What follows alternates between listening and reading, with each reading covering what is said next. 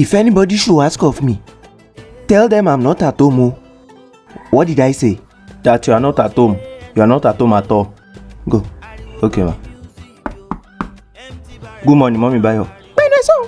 Hey, Rishi, is Bayo your mate?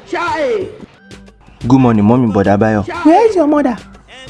My mommy said I should tell you that she's not at home. Jesus is Lord. Is that not her voice? No, she's not at home. It's television. Okay.